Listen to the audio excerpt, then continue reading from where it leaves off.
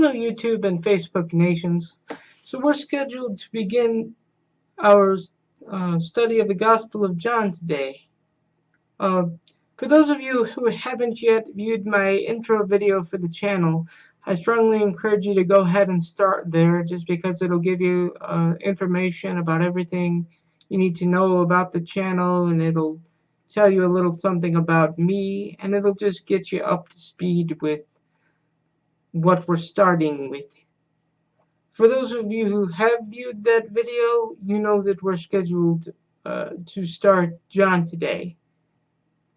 I just want to say a couple of things before we go ahead and jump into scripture, though. First, I strongly encourage you, if at all possible, to go ahead and have a Bible and notebook with you as we go through scripture.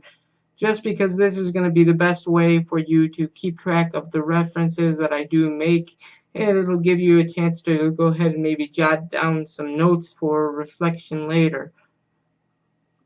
If you don't have either a Bible or a notebook, though, that's fine. I know that not everybody has the luxury of always having these things when you view a video.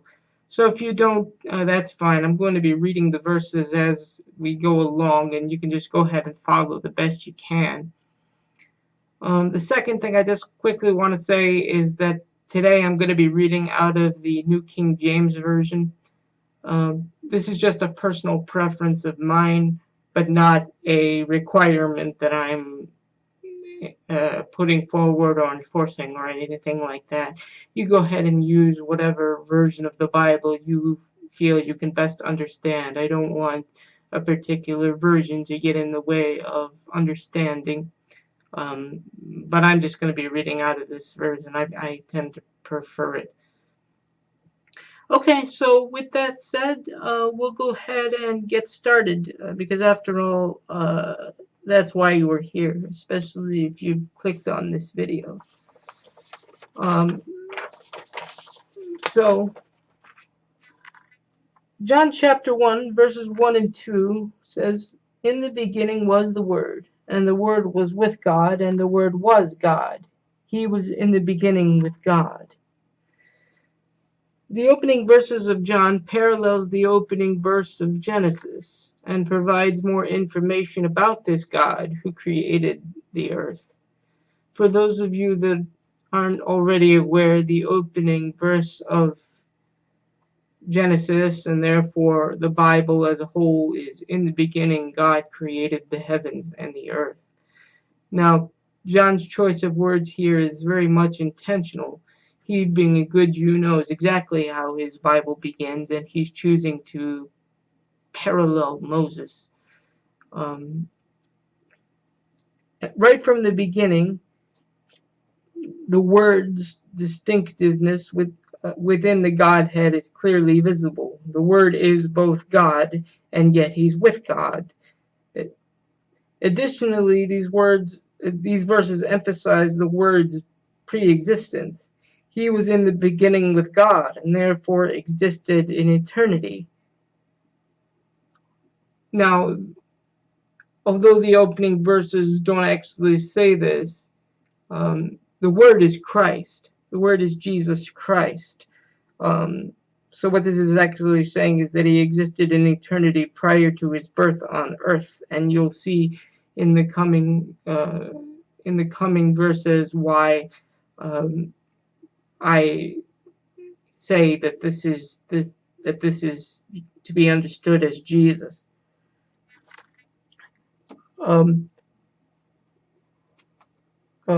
Before I move on to 1:3, really quick, I just want to take you to the beginning of the book of Hebrews really quick, in order to lay down further theological grounding for the point made in chapter 1, verse 3.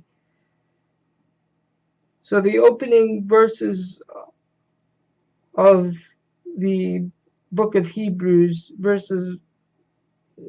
chapter 1 verses 1 and 2 of Hebrews says, God, who at various times and in various ways spoke in times past to the fathers by the prophets, has in these last days spoken to us by his Son, whom he has appointed heir of all things, and through whom he made the worlds.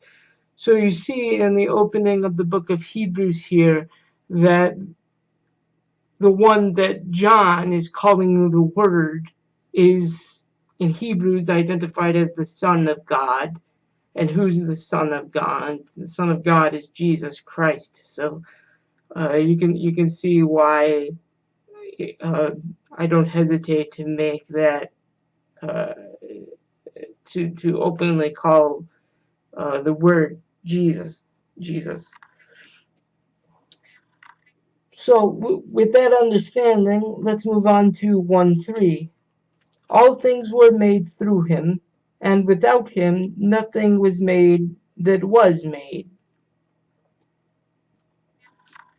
Now, in this verse, the word is clearly seen as God's divine agent in creation, and this is affirmed both positively and negatively. Um, all things were made by him, and without him nothing was made that was made.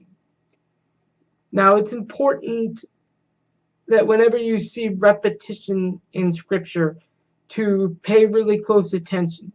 The biblical languages, be it Hebrew or Greek. Now, the New Testament is written in Greek. Um, the biblical languages, unlike today, didn't necessarily use punctuation in the same way we do today. We have things like exclamation points in order to draw a reader's attention and say, this is something I really want to emphasize, and this is your signal to pay attention. They didn't have that. So what they did instead is they repeated things. When they really wanted to draw our reader's attention to a particular point, they repeated things. And that's what you have here. You have John repeating the same point, both positively and negatively. All things were made by him, and without him nothing was made that was made. That's saying the same thing, except one in a positive sense and one in a negative sense, but it's the same truth repeated two times. Okay, so moving on to 1:4. In him was life, and the life was the light of men. Light and life can be taken two ways here. It's kind of interesting, and both of which can make some sense. As the creator, he literally gives life to all things. Um, but I think this verse is emphasizing the fact that Christ is bringing spiritual illumination into the world. John chapter 8, verse 12 says, I am the light of the world. He who follows me shall not walk in darkness, but shall have the light of life. Um, this is uh, this is emphasizing light as spiritual illumination, and also uses a light and a light versus darkness theme to emphasize two spiritual states of being. Light being walking in step with God, and darkness being lost and away from God. And this theme is going to be repeated as we go through more of John. So just keep in mind that light and darkness emphasizes two contrasting spiritual states. Uh, okay. Okay, so 1:5, and the light shines in the darkness, and the darkness did not comprehend it. Now, some versions say the word comprehend, and others use the word overcome, depending upon what version you're using, and depending upon how the particular translators of a particular version wanted to handle this word that we've translated here as either overcome or comprehend. But I think both are making the overall same spiritual points, so I'm not particularly bothered that there are two ways of looking at this. Evil never understands good or really truly comprehends good in the true sense, and on the other hand, Christ always has final victory over evil. So either way, uh, both versions are emphasizing Christ's final victory over evil. So I think Christ's final victory over evil and, you know, evil's general inability to understand and move toward good is the point here. So that's what I want people to focus on. Okay, and uh, we'll move also quickly to 1:6 through 1:8. There was a man who was sent from God, and whose name was John. This man came for a witness, to bear witness of the light, that all through him might believe. He was not that light, but was sent to bear witness of that light. This is fairly self-explanatory. John was not the Messiah, but came to bear witness of him so that people might believe. Now, the important thing about these verses is to pay attention to what is meant by the word believe. Now, in Scripture, the word believe is meant to emphasize the idea of trusting with one's whole being. Uh, we tend to use the word believe today to mean something like, I give my intellectual assent that something is true. And while that's certainly part of believing, it's not the sole thing that the authors of Scripture are emphasizing by that word. They mean to trust in the truth of something with one's whole being. So John is giving witness to really show that Jesus is the promised Messiah of Israel, and the one that people should be going to and believing in and putting their full trust in.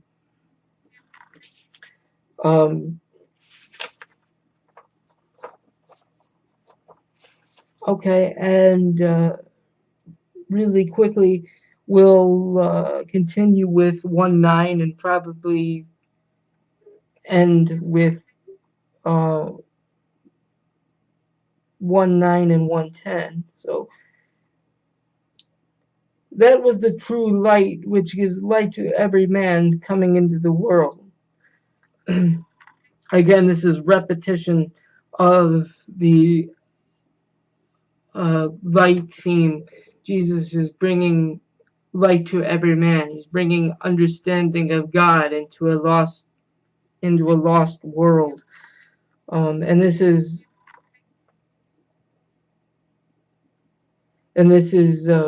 further emphasized in 1:10.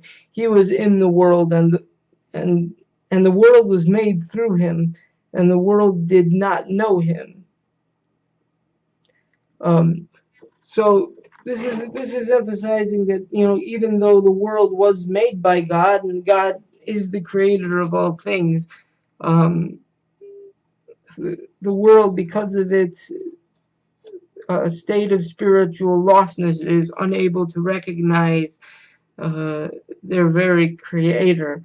And so the light Christ is bringing into the world in 1:9 is meant to bring illumination into the world and break through the blindness that Satan has put on the eyes of people.